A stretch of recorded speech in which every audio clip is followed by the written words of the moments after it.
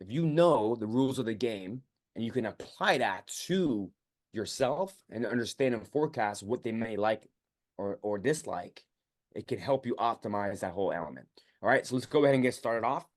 Why we need the info and obtain the information from tax returns and the financial statements.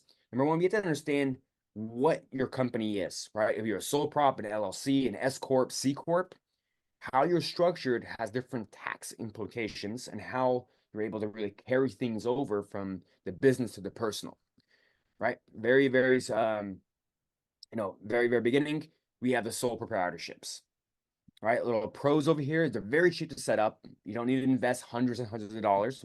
$20, $30, you get your fictitious business name, register with the state. You can obtain an EIN, right? That's free instead of using your social security number. You have one tax return, right? You just add your Schedule C, and that's pretty much it. Cons is that your personal assets are at risk, right? If you get sued, you're not protected by what they call the corporate veil. Your LLC, your S corps, it's like a person, it's an entity, and it shields you from your personal assets, right? If you have a home, car, assets, anything of that nature, if something goes wrong, they can pierce the corporate veil and go after you, right? But you don't have that if you're in a sole prop.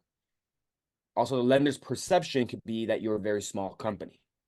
And I don't know if you knew this, but you're actually at a higher chance of getting audited by the IRS from sole props. So first, can they get business funding as a sole prop, and then tell people why they're more likely to get audited as a sole prop? Yeah, the answer to the question is definitely they can still get funded as a sole prop. Revenue is revenue, income is income, credit is credit. You know, if I'm a sole prop and all of a sudden I hit a wave and I'm able to bring in $50,000 to $100,000 a month, and even though I am a sole prop and I have a business and everything's still set up, corporate compliance, everything is there, is a bank going to look at me? I'm sorry, we're not going to fund you because you're a sole prop. No, the answer is no. Right. And so it still is revenue, but again, it does make you look like a smaller person.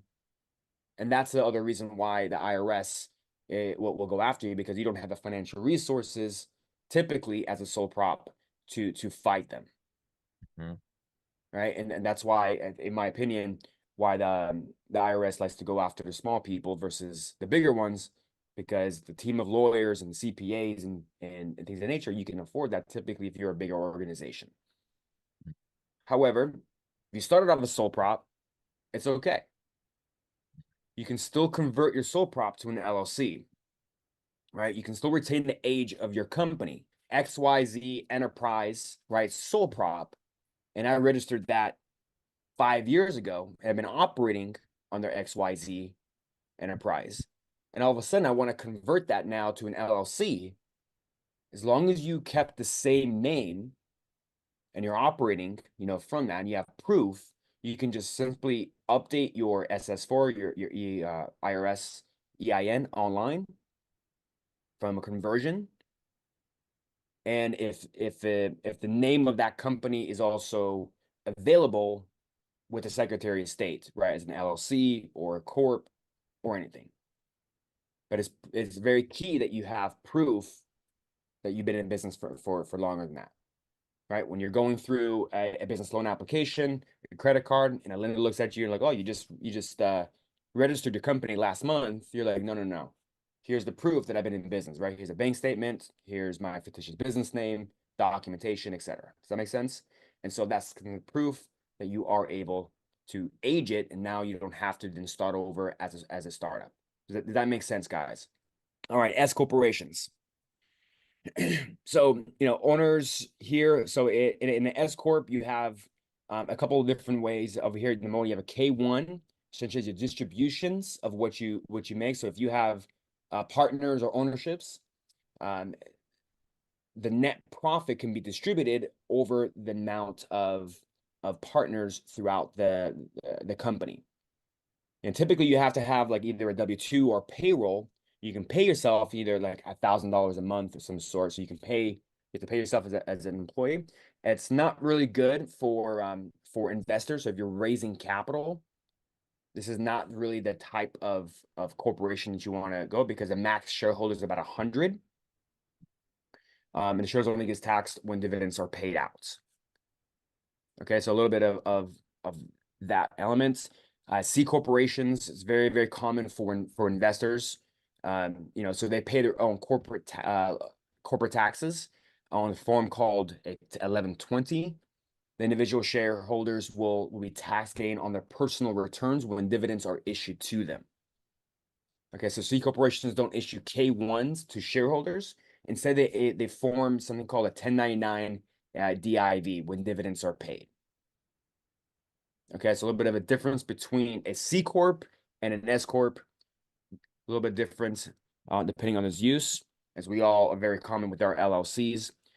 So the partners can file taxes on their personal returns.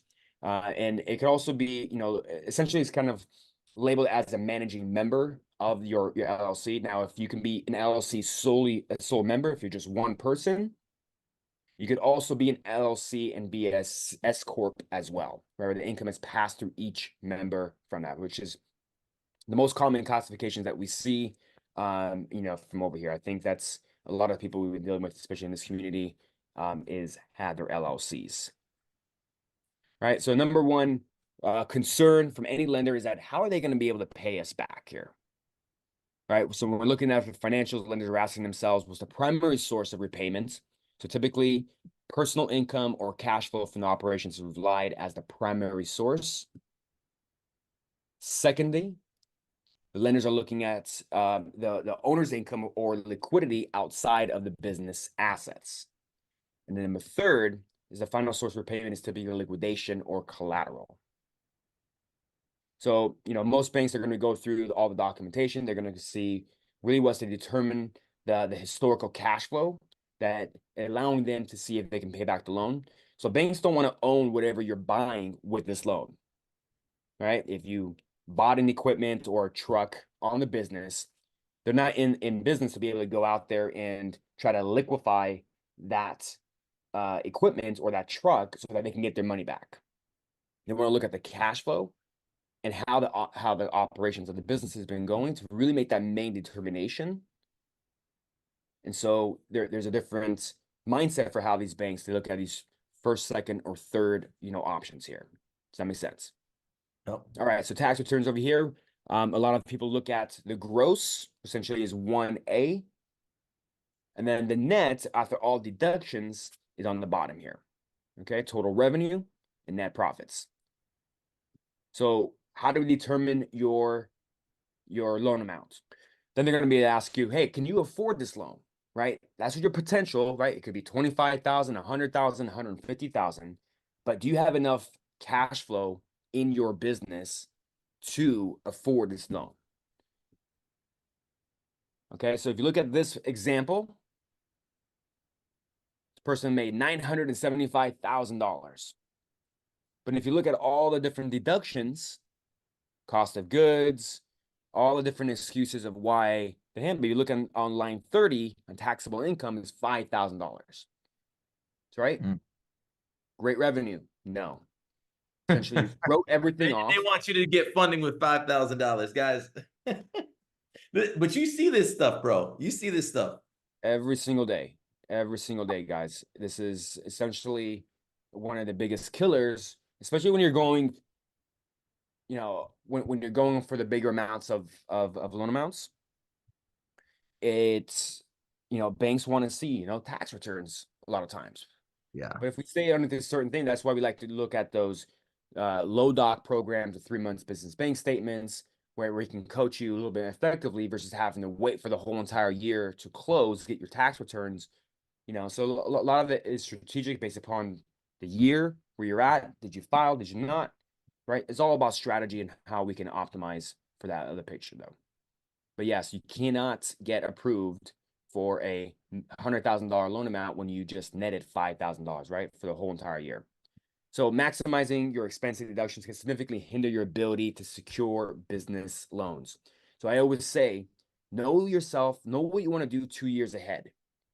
If I'm cash flowing and I don't need to use the bank's money, yes, work with the CPA and go ahead and lower that tax bill. Because I don't need to use the bank's money. I got too much money coming in from my business.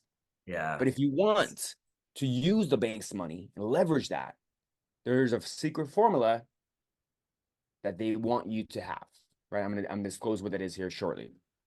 So writing off all your expenses to qualify for business loans is like emptying your water reserves before a long desert journey. That's It might great. feel good initially, but it leaves you unprepared for challenges ahead. Mm. So who do you want